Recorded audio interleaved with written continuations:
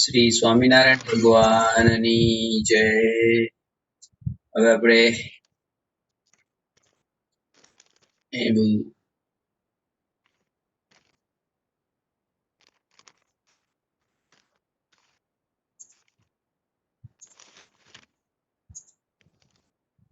આપણે છેલ્લા 3 વખતથી પ્રેપોઝિશન્સ વિશે ભણી રહ્યા છીએ.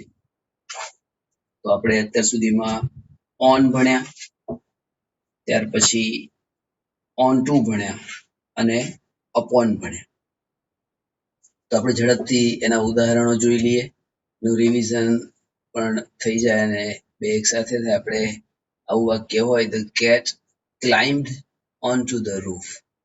એક જગ્યાએથી બીજી જગ્યાએ સ્થળાંતર થયું છે, મુસાફરી થઈ છે, એટલે એના માટે ઓન ટુ વપરાયું. She insisted upon knowing the truth. સત્ય જાણ્યા પછી એને આગ્રહ રાખ્યો, upon knowing the truth.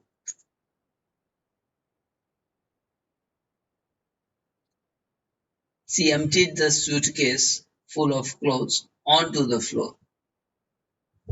Suitcase ની અંદર કપડા વગેરે જે કંઈ હશે એને એક જગ્યાએથી બીજી જગ્યાએ મુસાફરી કરી. The hotel is on the road opposite the beach. એનું સ્થાન બતાવ્યું, જગ્યા, અવસ્થા. That depends upon depend ની પાછળ આવ્યું, એના માટે upon આવ્યું. They have a fabulous house on a lake. આના કિનારા ઉપર સ્થાન આવ્યું, કિનારે ઉપર.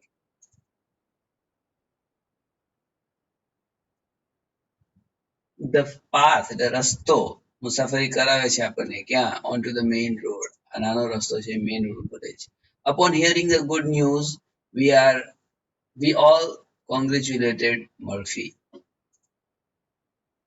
There is a battery pack with a camera that you can clip onto a belt. Have you put the pictures on memory stick? બરાબર છે, એટલે આટલા.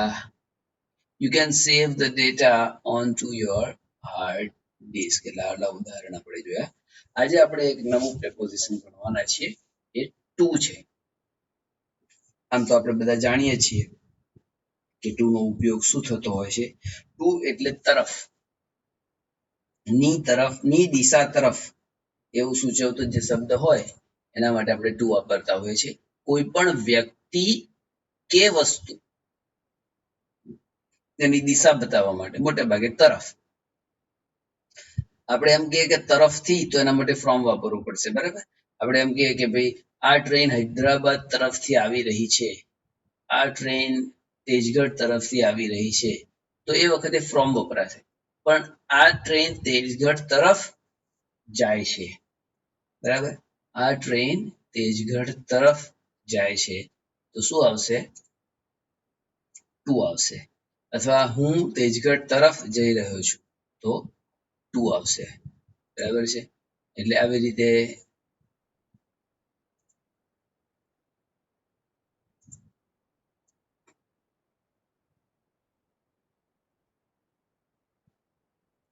હવે આપણે એનું ઉદાહરણ જોઈએ. She goes to school. She goes to school.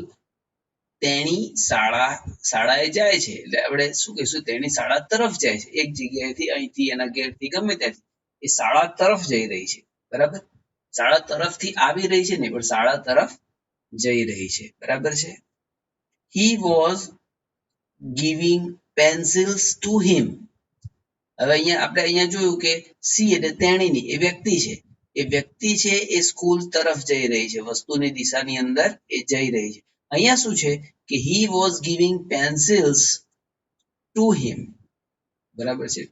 pencils to him. Pencil જે છે એ પેન્સિલ એ વસ્તુ છે, એ વસ્તુ તેની તરફ જઈ રહી છે. એટલે પેન્સિલો એને આપણે આપી રહ્યા છે, પણ પેન્સિલો મૂળ જઈ રહી છે એના તરફ. તો he was giving pencils to him. સમજાય છે કે she goes to school, તે આપણા વર્તમાનકાળનું વાક્ય છે, એટલે es આવ્યો છે. કેમ? તે જો પુરુષ એકવચન છે. તો she goes to school, તેણીની સ્કૂલે જઈ રહી છે. એટલે સ્કૂલે જઈ રહી છે એટલે સ્કૂલ તરફ જઈ રહી છે. અહીંયા he was giving pencils to him. તે તેને પેન્સિલો આપી રહ્યો હતો. ચાલુ ભૂતકાળ છે. તે તેને પેન્સિલો આપી રહ્યો હતો. આ શેના જેવું વાક્ય છે? તો he was giving him pencils.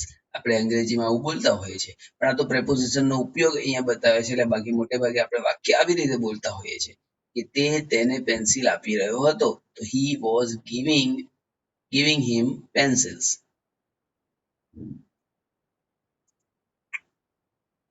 વધુ એક ઉદાહરણ જોઈએ.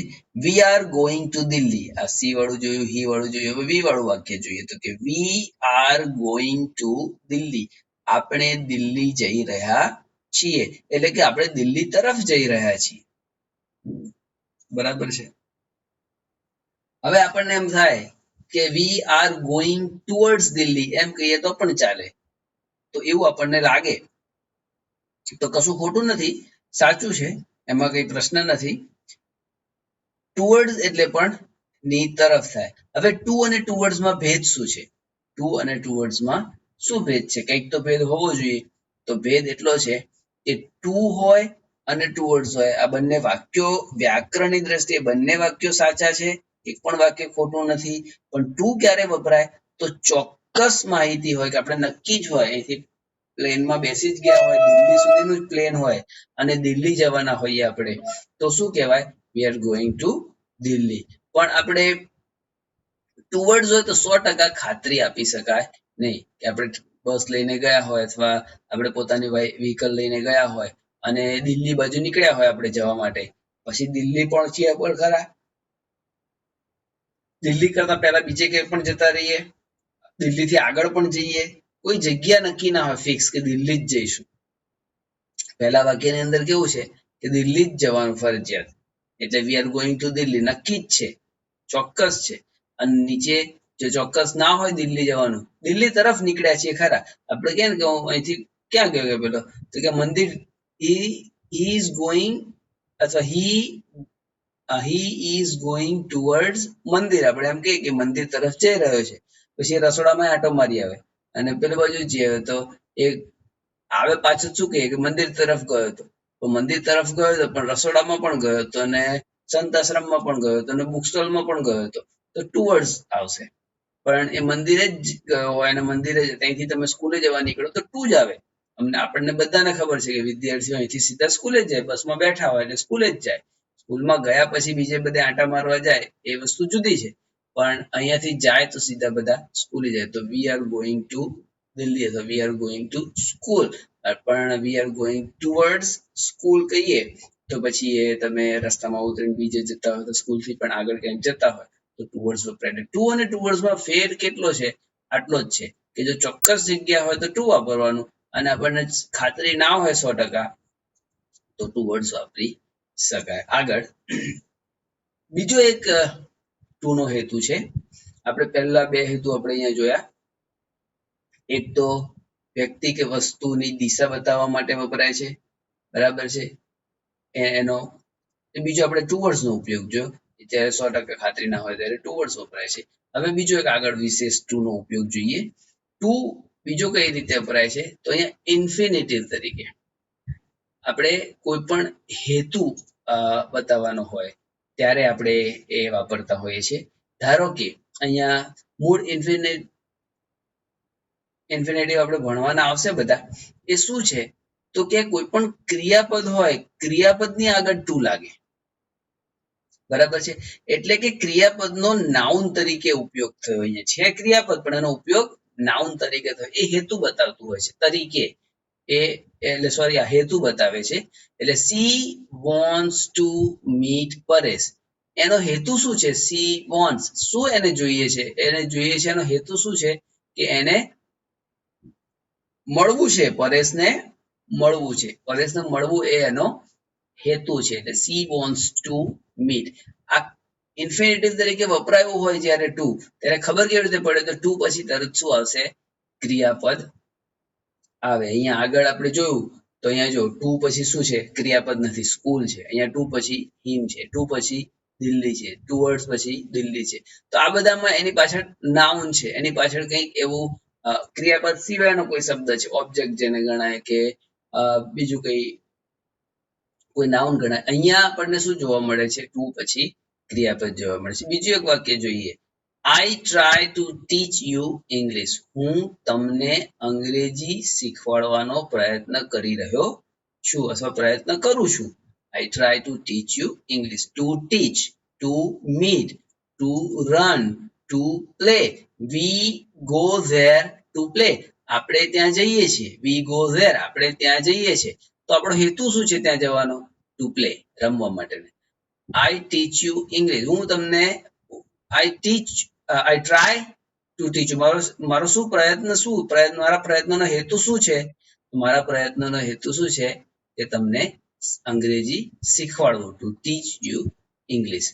બીજો વધુ એક ઉપયોગ આપણે ટુનો જોઈએ. આ ફરીથી આ એક સમજી લઈએ કે જ્યારે ક્રિયાપદની આગળ ટુ વપરાયું હોય ત્યારે આપણે એ મોટે ભાગે ઇન્ફિનિટિવ તરીકે એનો ઉપયોગ આપણે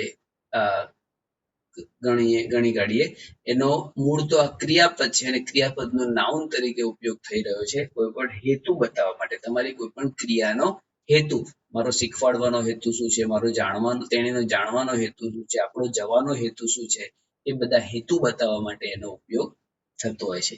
કોઈ પણ વસ્તુના પીરિયડ, લિમિટ કે એન્ડ પોઈન્ટ માટે, પીરિયડ એટલે સમયગાળો, કે આટલા વાગ્યાથી આટલા વાગ્યા સુધી, આપણો વર્ગ આટલા વાગ્યાથી આટલા વાગ્યા સુધી હોય છે. તમારે આટલેથી વધારે સુવાનું નહીં, અહીંયાથી વધારે આગળ તમારે જવાનું નહીં, આટલી તમારી લિમિટ. 2 લીટરથી વધારે દૂધ તમને મળશે નહીં. આવી કોઈ પણ લિમિટ આપણે બાંધીએ, કોઈ પણ નો એન્ડ પોઈન્ટ બતાવે કે ભાઈ આ છેલ્લું આ, બરાબર છે, તો એના માટે આપણે આ વપરાય છે. ઉદાહરણ જોઈએ. વી સ્ટડી ઇંગ્લિશ 3 to 4. આપણે 3 થી 4 અંગ્રેજી ભણીએ છીએ. અને ક્યારે? તો કે મંડે ટુ સેટરડે. રવિવારે ભણતા નથી, 4 વાગ્યા પછી ભણતા નથી, 3 વાગ્યા પહેલા ભણતા નથી. તો we study English 3 to 4, Monday to Saturday. સોમવારથી શનિવાર 3 થી 4. એટલે મોટે ભાગે સમયગાળો બતાવે છે. થી આટલા વાગ્યાથી આટલા વાગ્યા સુધી, આટલા આ વારથી આ વાર સુધી, એવો કોઈ પણ વાર હોય, સમય હોય, કોઈ પણ નો ચોક્કસ સમયગાળો એટલે કે પીરિયડ બતાવે ત્યારે આપણે એનો ટુ નો ઉપયોગ કરી શકીએ. બીજો ઉપયોગ to know, you can read up to 11:30 PM. આ તમારી લિમિટ બતાવી દીધી. તો લિમિટ બતાવે ત્યારે અપ ટુ આવે, જેમ પેલું અપોન હતું એવી રીતે અપ ટુ જેવું છે. યુ કેન રીડ, તમે વાંચી શકો છો. ક્યાં સુધી વાંચી શકો? તો અપ ટુ 11:30, 11:30 સુધી તમે વાંચી શકો છો. 11:30 થી વધારે આગળ તમે વાંચી શકશો ને, એટલે તમારી લિમિટ આવી ગઈ, તમારો એન્ડ પોઈન્ટ આવી ગયો કે તમે 11:30 થી વધારે આગળ વાંચી શકશો નહીં. એટલે આ રીતે આપણે ટુ એનો ઉપયોગ આપણે શીખ્યા, ટુ નો ઉપયોગ આપણે જાણ્યો. ફરીથી એકવાર સહેજ રિવિઝન કરી લઈએ કે ટુ એ શું છે. તો કોઈ પણ વ્યક્તિ કે વસ્તુની દિશા બતાવવા માટે એ વપરાતું હોય છે. કે આપણે સ્કૂલ તરફ જઈ રહ્યા છીએ, તેણીની સ્કૂલ તરફ જઈ રહી છે. આઈ ગો ટુ સ્કૂલ બોલીએ, સી ગોઝ ટુ સ્કૂલ બોલીએ, યુ ગો ટુ સ્કૂલ બોલીએ, પણ એ સ્કૂલ તરફ જઈ રહ્યા છીએ. અહીંયા વસ્તુ છે, અહીંયા પેન્સિલો આપણી તરફ આવી રહી છે.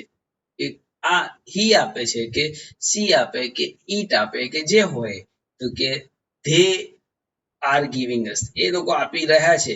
ધે વર ગિવિંગ, એ આપી રહ્યા હતા, બરાબર છે. તો આવી રીતે he was giving pencils to him, એ તેને પેન્સિલો આપી રહ્યો હતો. We are going to Delhi, આપણે દિલ્હી જઈ રહ્યા છીએ. We are going towards Delhi. તો આ બંને વચ્ચેનો ભેદ શું છે? ટુ ચોક્કસ માટે વપરાય છે, ટુવર્ડ્સ એ 100% ખાતરી આપણને ના હોય. એ દિશા તરફ જઈ રહ્યા છે, ત્યાં જશે કે નહીં, ત્યાં ગયા પહેલા બીજે ક્યાંય જશે, ત્યાં ગયા પછી બીજે ક્યાંય જશે, ત્યાં રોકાશે નહીં રોકાય, એની કોઈ ખાતરી આપણે ના હોય, ત્યારે આપણે ટુવર્ડ્સ વાપરતા હોઈએ છીએ. અને ઇન્ફિનિટિવ તરીકે એટલે કે હેતુ બતાવવા માટે C wants to meet Paresh. C wants તેનો જાણવાનો હેતુ શું છે, તેનો વોન્ટ ટુ મીટ અને મળવાની ઈચ્છા છે. એની ઈચ્છા શું છે તો કે મળવું. આઈ ટ્રાય મારે પ્રયત્ન કરું, હું પ્રયત્ન કરું છું. મારો હેતુ શું છે પ્રયત્ન કરવાનો? Two teach you English. We go there અમે ત્યાં જઈએ છીએ, આપણે ત્યાં જઈએ છીએ. તો આપણો ત્યાં જવાનો હેતુ શું છે? To play. અને છેલ્લો ઉપયોગ આપણે જોયો કે કોઈ પણ વસ્તુનો પીરિયડ લિમિટ કે એન્ડ પોઈન્ટ બતાવવા માટે, એટલે કે સમયગાળો થી અહીંથી અથવા ત્યાં સુધી બતાવવા માટે. તો કે આપણે 3 થી 4 આપણો અંગ્રેજીનો ક્લાસ છે. સોમવારથી શનિવાર સુધી અંગ્રેજીનો ક્લાસ ચાલે છે. You can read up to 11:30 PM. તમે સાંજે 11:30 વાગ્યા સુધી જ વાંચી શકશો. તો શું આવશે? ત્યાં સુધી એ એન્ડ પોઈન્ટ છે, એ લિમિટ છે. You can read up to 11:30 PM. તમે 11:30 વાગ્યા સુધી જ વાંચી શકશો. એ એટલે લિમિટ બતાવવા માટે આ ટુ નો ઉપયોગ થઈ રહ્યો છે. એટલે આવી રીતે આપણે ટુ એ ભણ્યા. અત્યાર સુધી આપણે ઓન, અપોન, પછી આપણે જે કઈ બધા પ્રિપોઝિશન્સ ભણ્યા એમાં ઓન, અપોન અને આ ટુ એ ત્રણ અને on two, on two, upon અને ટુ, એટલે 4 પ્રિપોઝિશન ભણ્યા છીએ. બસ હવે બીજા પ્રિપોઝિશન્સ આપણે આવતીકાલે ભણીશું. જય સ્વામી નારાયણ.